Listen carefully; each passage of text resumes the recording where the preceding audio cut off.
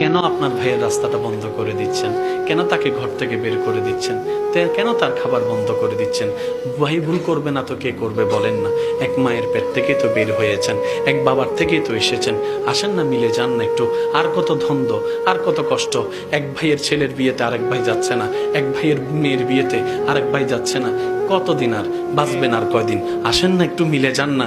আপনি না নবী রাহমাতুল্লিল আলামিনের উম্মত, যিনি মক্কাতে আসার সময় সবাই ভেবেছিল প্রতিশোধ নিবে, কিন্তু নবীজি কাবা শরীফের দরজায় দাঁড়ায় বলেছিল, আমাকে আঘাত দাতারা কোথায়, আমার খাবার কষ্ট দাতারা কোথায়, আমার রাস্তা বন্ধ করনেওয়ালারা কোথায়? শুনো শুনো, আমি নবী সবাইকে সাধারণ ক্ষমা ঘোষণা করে দিয়েছি। সুবহানাল্লাহ। আপনি না সেই নবীর উম্মত? আসেন না আজকে এখান থেকে গিয়ে ছোট ভাইটা যদি ভুল করে থাকে, বড় ভাই হিসেবে ভাইয়ের ফিটে একটা জোরে থাপ্পড় দিয়ে বুকের মধ্যে টাইনা নেন না। যতই ছোড়ার চেষ্টা করুন, শক্ত করে ধরে রাখেন। 1 মিনিট, 2 মিনিট, 3 মিনিট পরও দেখবেন আপনার ছোট ভাই চোখ থেকে অজর দ্বারায় পানি পড়া শুরু করেছে।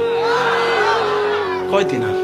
আসেন না, পারবেন, বিশ্বাস করেন আপনি পারবেন। বড় যারা আছেন এখানে, একটা কথা মনে রাখবেন, আপনি বড় হন নাই, আল্লাহ বুঝে শুনে আপনাকে বড় বানায় পাঠাইছে। আপনি বড় হন নাই, আল্লাহ আপনাকে সংসারে পরিবারে বড় বানায় পাঠিয়েছে। আর বড়রা মানে বটগাছ। এই বটগাছের নিচে কেউ এসে পেশাব করবো, কেউ এসে কুড়াল দিয়ে মারবো, কেউ এসে বালা না লাগলো দেখবেন কুত্তাইবো। আর বড়র কাজ হচ্ছে ডালাটা বিছাই দিয়ে তাদেরকে ছায়া দেওয়া। আর আপনি বড়। ছোটর কাজ কি জানেন? আমার বড় স্যার আমি চলবো না, আমার বড় যেটা কই হেটা, আমার বড় দিন কলে দিই, আমার বড় রাত কলে রাখ। ছোটই বড়রে সম্মান দিব, বড় ছোটরে স্নেহ করে আগলে রাখবো। 3 মাস চলেন, দেখবেন আল্লাহ স্পেশাল রহমত আপনাদের ঘরে নাজিল করে দিবে।